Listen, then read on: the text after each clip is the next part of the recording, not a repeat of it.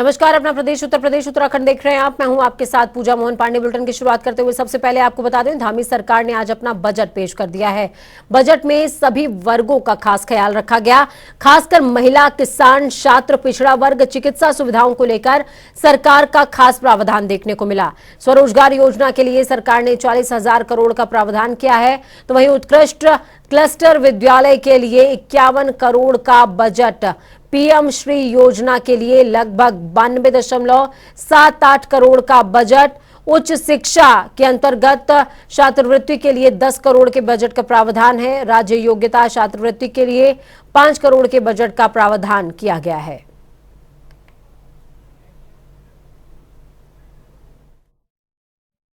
निःशुल्क पाठ्य पुस्तकें उपलब्ध कराने हेतु 25 करोड़, अनुसूचित जाति के विद्यार्थियों को निःशुल्क पाठ्य पुस्तकें उपलब्ध कराने हेतु 10 करोड़ तथा अनुसूचित जनजाति के विद्यार्थियों को निःशुल्क पाठ्य पुस्तकें उपलब्ध कराने हेतु लगभग 1 करोड़ 24 लाख का प्रावधान किया गया है। माध्यमिक विद्यालय एवं छात्रावासों के निर्माण हेतु नाबार्ड से पूंजीगत मद में 45 करोड़ का बजट प्रावधान किया गया है। अध्यक्ष जी, हमारी सरकार ने उच्च शिक्षा को सुदृढ़ करने का निश्चय लिया है। इस हेतु एक और अवसंरचना के विकास पर ध्यान दिया जा रहा है, वहीं दूसरी ओर आधुनिकीकरण, डिजिटाइजेशन के साथ साथ मेधावी छात्रों को प्रोत्साहन देने की योजना बनाई है। राजकीय महाविद्यालयों में अध्ययनरत मेधावी छात्रों को उच्च शिक्षा के क्षेत्र में कैरियर बनाने हेतु मेधावी छात्रों को छात्रवृत्ति प्रदान हेतु बजट में प्रावधान किया गया है। छूटे हुए 82,601 लाभार्थियों को कुल 334 करोड़ 96 लाख 22 हजार की धनराशि का भुगतान सीधे लाभार्थियों के खाते में किया गया है।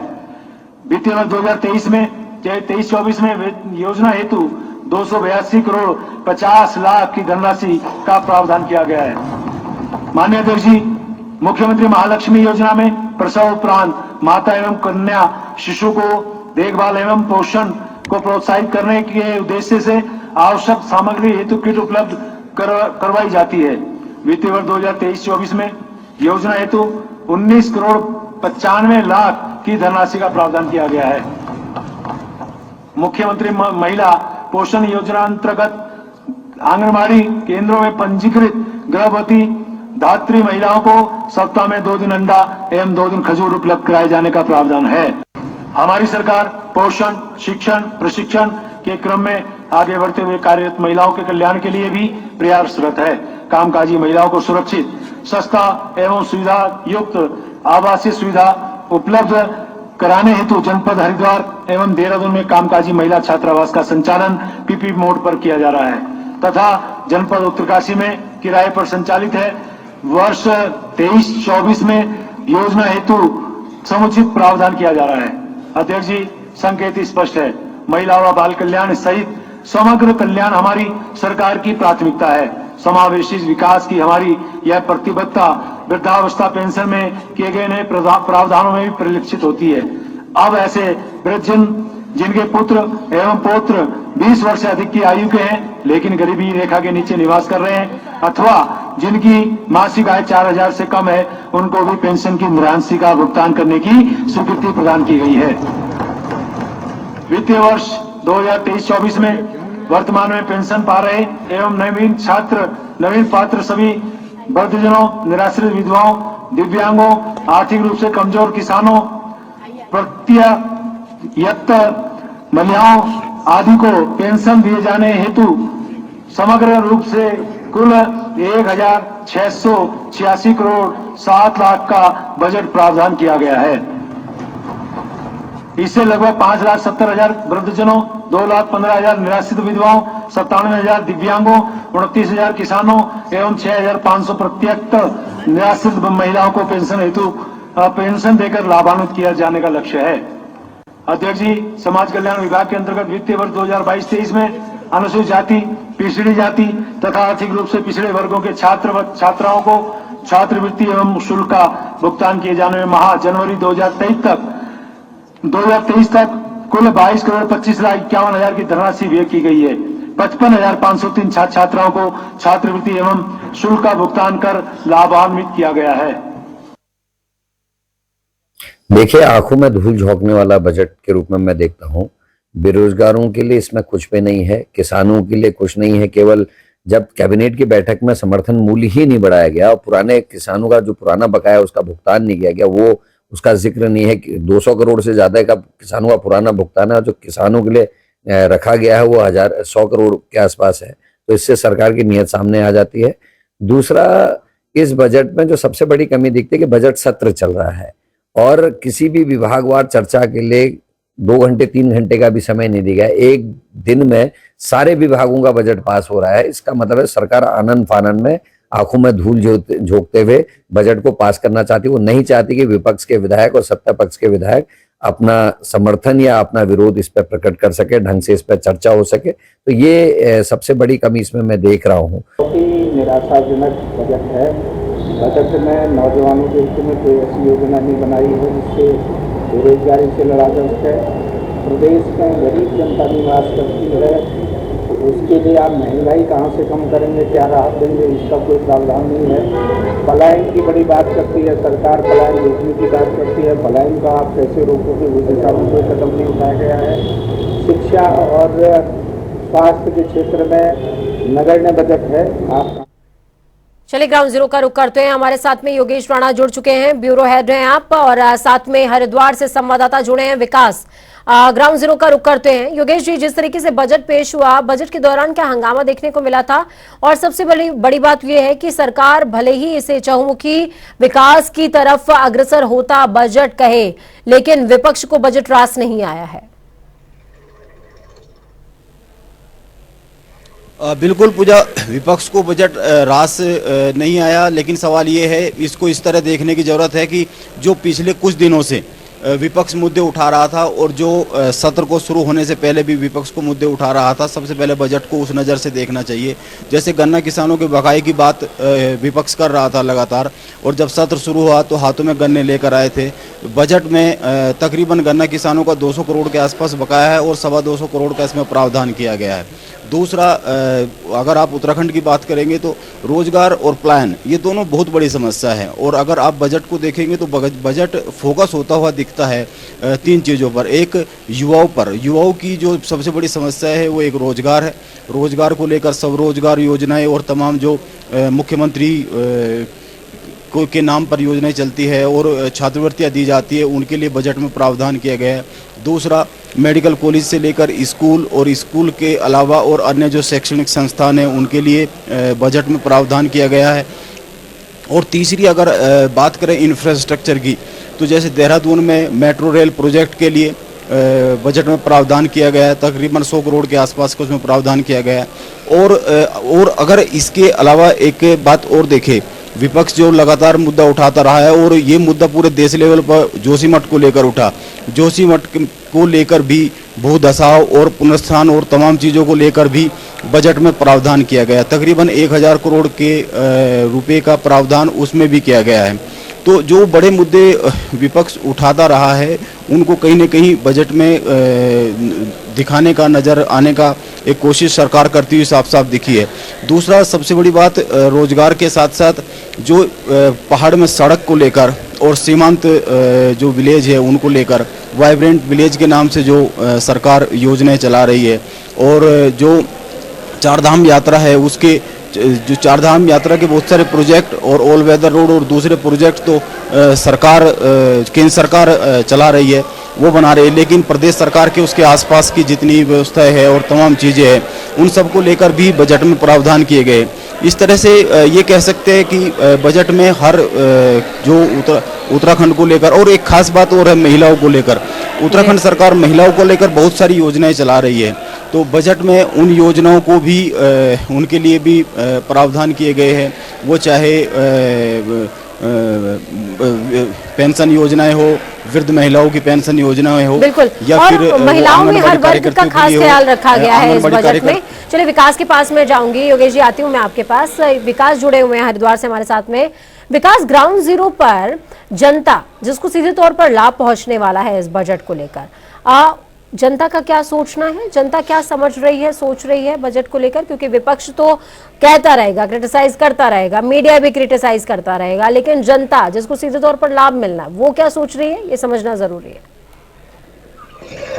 बिल्कुल पूछा, अगर आज बात करें तो गैरसैंण में जिस तरह से जो वित्त मंत्री प्रेमचंद अग्रवाल ने 77,407 का बजट यहाँ पर पेश किया है, तो ऐसे में उन्होंने अपनी अभिभाषण के दौरान कहा है वित्त मंत्री ने कि ये जो बजट है ये बहुत ही प्रोत्साहित करने वाला है। और कितना प्रोत्साहित यहाँ पर करने वाला हमारे साथ यहाँ के जो आम व्यक्ति, यहाँ के जो आम लोग है, धर्मनगरी हरिद्वार के हमारे साथ मौजूद है, हमसे बातचीत करेंगे आखिरकार इस बजट में फिलहाल वो किस तरह से देखते हैं और किस तरह से प्रोत्साहित होकर। राजीव भाई साहब, क्या नाम है आपका?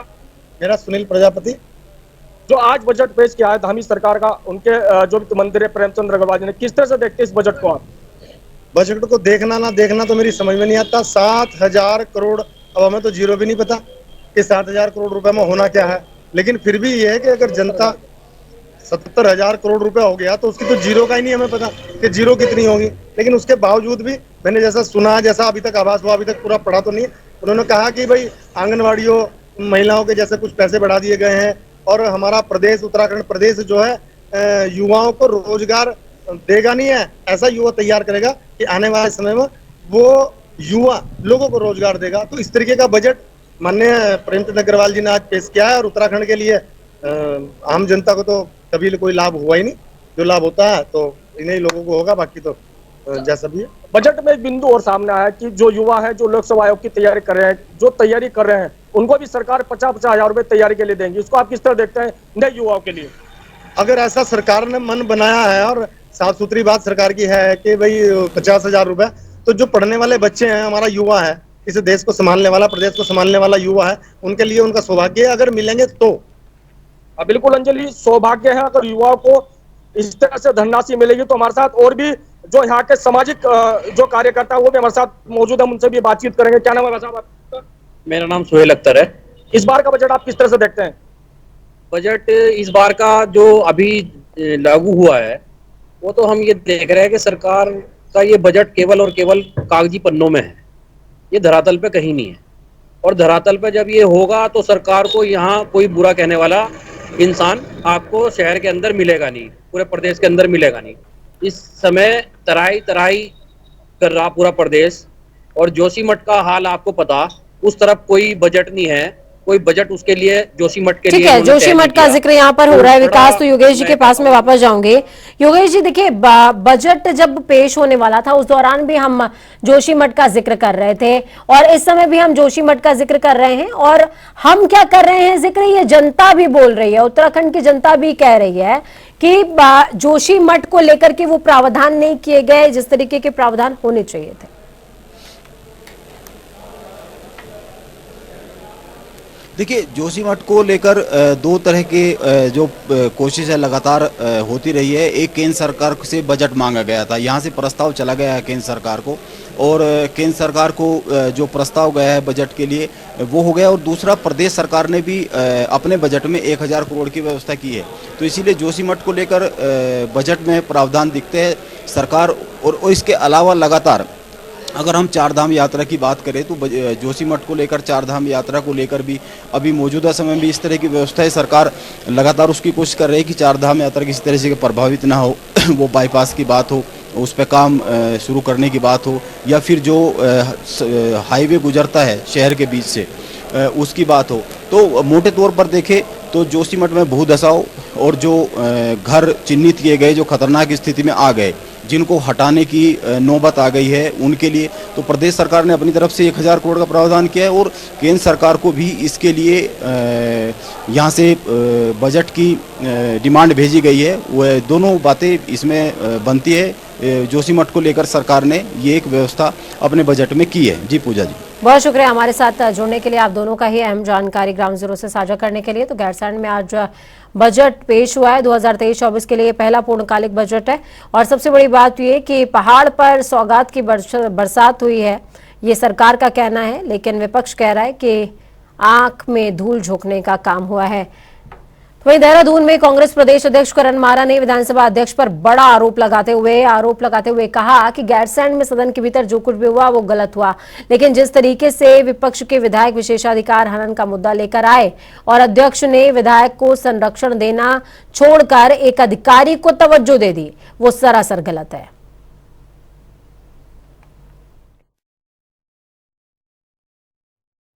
माइक तोड़ना तो मैं गलत मानता हूं, लेकिन जो विधायक है वो संपत्ति है विधानसभा की और हमारे संरक्षक होते हैं विधानसभा के अध्यक्ष। एक विधायक विशेषाधिकार हनन का नोटिस देता है और उसके संग जो घटना घटी, गनर छीनना, उसके बाद हंगामा होना, 3 दिन बाद गनर वापस करना, कि वो 3 दिन में जो उसकी जान को खतरा था उसके लिए जिम्मेदार अधिकारी के ऊपर कार्रवाई नहीं करना, उस अधिकारी के खिलाफ जनता में आक्रोश होना और उसका खिलाफ विधायक का आंदोलन करना या उसके खिलाफ रिएक्ट करना जरूरत था। उसके बाद जब विधायक ने विशेषाधिकार हनन का नोटिस दिया तब उम्मीद ये होती है कि विधानसभा की पीठ उसको संरक्षण देगी, लेकिन उल्टा हुआ। पहली बार ये देखने को आया कि विधायक को संरक्षण न देकर। बड़ी खबर अहम जानकारी इस वक्त की सामने आ रही है। बड़ी खबर अहम जानकारी, यूपी निकाय चुनाव में ओबीसी आरक्षण का मामला है। मामले पर सुप्रीम कोर्ट सुनवाई को तैयार है। सुप्रीम कोर्ट 24 मार्च को सुनवाई करेगा। आज सॉलिसिटर जनरल ने सीजेआई यानी कि चीफ जस्टिस ऑफ इंडिया के सामने मामला रख दिया है। डेडिकेटेड कमीशन की अपनी रिपोर्ट तैयार हो चुकी है। सुप्रीम कोर्ट ने जनवरी में चुनाव पर रोक लगा दी थी। सुप्रीम कोर्ट ने हाई कोर्ट के आदेश पर रोक लगाई थी और कहा था कि पहले एक तरीके की रिपोर्ट तैयार होनी चाहिए आरक्षण को लेकर, उसके बाद ही हम सुनवाई करेंगे।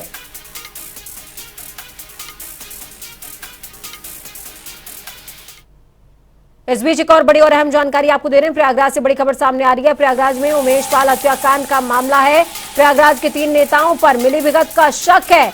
एक नेता को अतीक ने कॉल भी किया था, मदद के लिए अतीक ने कॉल किया था।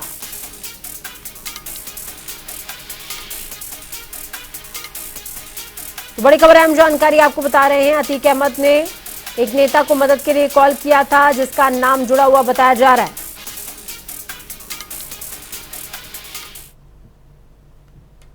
अलीगढ़ उत्तर प्रदेश के डिप्टी सीएम केशव प्रसाद मौर्य अलीगढ़ दौरे पर पहुंचे। इस दौरान बीजेपी कार्यकर्ताओं ने उनका जोरदार स्वागत किया। पूर्व बीजेपी विधायक संजीव राजा के निधन पर डिप्टी सीएम उनके घर पहुंचे और परिजनों से मुलाकात भी करी। इसके बाद डिप्टी सीएम अलग अलग जगहों पर आयोजित कार्यक्रमों में भी शरीक हुए।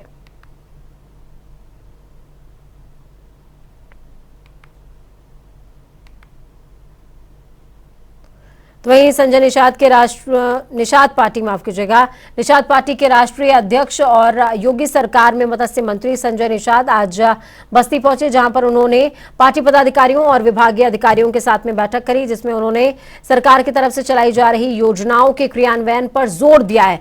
इस दौरान मंत्री संजय निषाद ने सपा पर हमला बोलते हुए कहा कि अखिलेश पहले अपनी सरकार में देखें कि वो क्या करते थे। बीजेपी सरकार सभी धर्मों को साथ लेकर चलने वाली पार्टी है।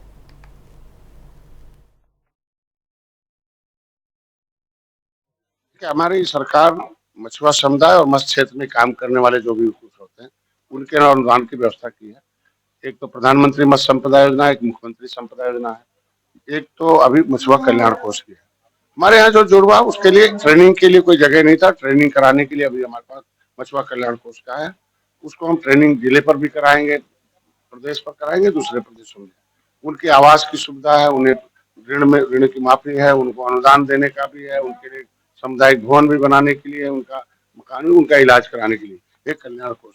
मैं बस्ती मंडल को मत्स्य क्षेत्र में आगे ले जाना चाहता हूं, क्योंकि यहाँ संत कबीर नगर और हमारा सिद्धार्थ नगर और बस्ती जो है ये हमारी घाघरा नदी और राप्ती नदी से रिलेटेड है और बूढ़ी राप्ती से, और यहाँ पोटेंशियल बहुत अधिक है। इसीलिए आज समीक्षा बैठक कर रखा है कि जल्दी से जल्दी इस क्षेत्र में जुड़ने वाले लोगों को हम अनुदान दें और उनको जानकारी दें और उनकी सहायता करके आगे बढ़ें।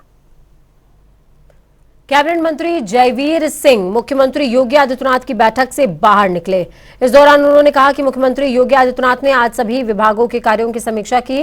सभी विभागों के कार्यों की समीक्षा की गई है। सभी मंत्री और सभी विभागों के प्रमुख सचिव बैठक में मौजूद रहे। जयवीर सिंह ने बताया कि खाका तैयार किया गया कि जनहित से जुड़ी समस्याओं को कैसे दूर किया जाए। इन सभी विषयों पर विशेष रूप से चर्चा हो रही है।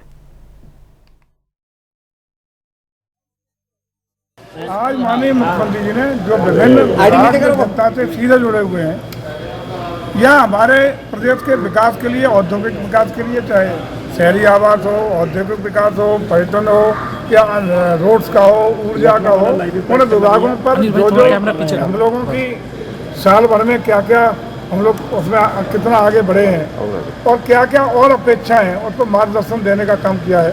तो मार्गदर्शन अभी छोटे से ब्रेक के उस पार खबरों का सफर लगातार जारी रहेगा। बने रहिए जनता टीवी के साथ, क्योंकि हमें आपकी ताकत, अपनों और अपनों का बहुत ज्यादा ख्याल रखिए। नमस्कार।